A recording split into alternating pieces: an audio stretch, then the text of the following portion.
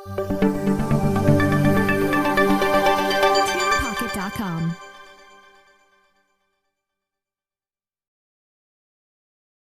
Hello friends, welcome to our SD spoken English channel. నేను మీ Devaprasad. Today మన topic ఏంటంటే, మనం ఇంగ్లీష్ మాట్లాడేటప్పుడు చాలా వర్డ్స్ మనల్ని కన్ఫ్యూజ్ చేస్తుంటాయి. సో అలాంటి వర్డ్స్లో కొన్ని వర్డ్స్ గురించి మనం ఇప్పుడు తెలుసుకుందాం. సో ఆ వర్డ్స్ వచ్చేసి డిస్కస్ అబౌట్ అనాలా, డిస్కస్ అనాలా, చిల్డ్రన్స్ అనాలా, లేదంటే చిల్డ్రన్ అనాలా, టు హోమ్ని ఎలా యూజ్ చేయాలి, టు హౌస్ని ఎప్పుడు యూజ్ చేయాలి, ఇన్ ద బెడ్ని మనం ఏ సందర్భంలో యూజ్ చేయాలి, ఆన్ ద బెడ్ని ఏ సందర్భంలో యూజ్ చేయాలి, అండ్ లిజన్ మీ అనాలా, లేదంటే లిజన్ టు మీ అనాలా, ఇలా లిజన్ టు మీ అని మనం ఎందుకు అనాలి అనేది ఈ వీడియోలో మనం తెలుసుకుందాం. ఫస్ట్ ఆఫ్ ఆల్, డిస్కస్ అంటే ఏమిటి? Talk about something with another person are group of people. ఏదైనా ఒక విషయాన్ని గురించి చర్చించడానికి మనం ఈ డిస్కస్ అనే వెబ్ని యూజ్ చేస్తాం.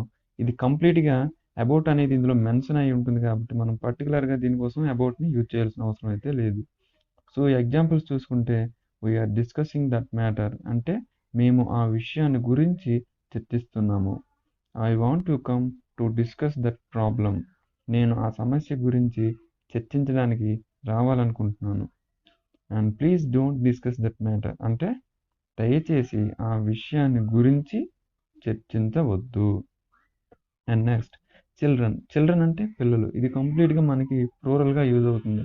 సో దీనికోసం చిల్డ్రన్స్ అనవలసిన అవసరం అయితే లేదు. దీనికి సింగులర్గా చెప్పాలనుకుంటే చైల్డ్ అంటే సరిపోతుంది. చైల్డ్ అంటే పిల్లవాడు. మనం సాధారణంగా చిల్డ్రన్స్ డే అంటుంటాం. అంటే పలికేటప్పుడు మనం చిల్డ్రన్స్ డే అని అంటుంటాం, కానీ రాసేటప్పుడు మాత్రం ఇక్కడ చిల్డ్రన్ పక్కన అపాస్ట్రఫీ సింబల్ని యూజ్ చేసి మనం రాస్తుంటాం. సో దీని అర్థం ఏంటంటే, చిల్డ్రన్స్ డే అంటే బాలల యొక్క దినోత్సవం, ఆఫ్ ద చిల్డ్రన్ అని ఇది మనకి తెలుపుతుంది అనమాట. And next, the children are playing cricket. పిల్లలు క్రికెట్ ఆడుతున్నారు. How many children do you have? మీకు ఎంతమంది పిల్లలు? A child is missing. పిల్లవాడు తప్పిపోయాడు. తర్వాత మనం హోమ్కి హౌస్కి ఉన్న డిఫరెన్స్ ఏంటో చూద్దాం. Home, I'm at home. నేను ఇంట్లో ఉన్నాను. ఐఎమ్ ఇన్ హోమ్ అనకూడదు. I'm going home.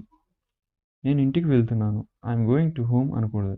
Stay home, ఇంట్లో ఉండండి. అంటే మనం ఈ మధ్యకాలంలో చాలామందికి మనం సజెస్ట్ చేస్తుంటాం, స్టే హోమ్, స్టే సేఫ్ అని చెప్పేసి.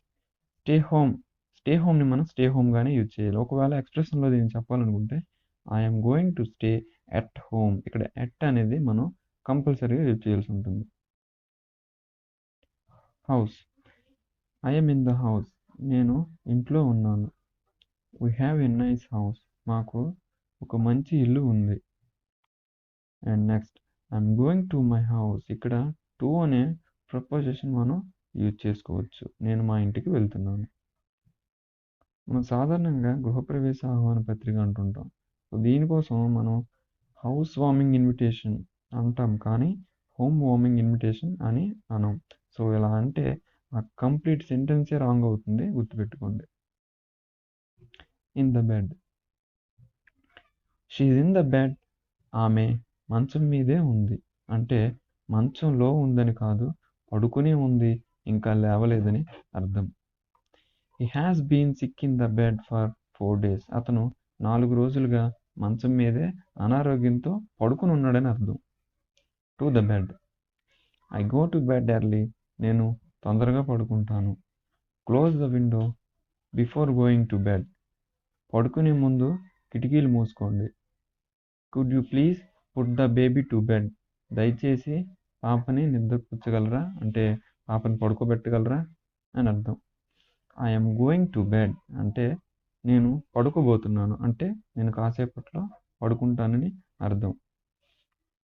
And next, on the bed. He sat down on the bed అంటే అతను మంచం మీద కూర్చున్నాడు. The children are jumping on the bed. పిల్లలు మంచం మీద గంతులు వేస్తున్నారు. సో ఇలాంటి సందర్భాల్లో మనం ఆన్ ద బెడ్ని యూజ్ చేస్తాం.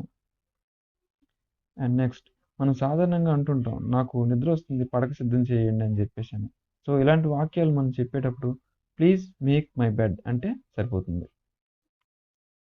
అండ్ లిజన్ కేర్ఫుల్లీ, జాగ్రత్తగా వినండి.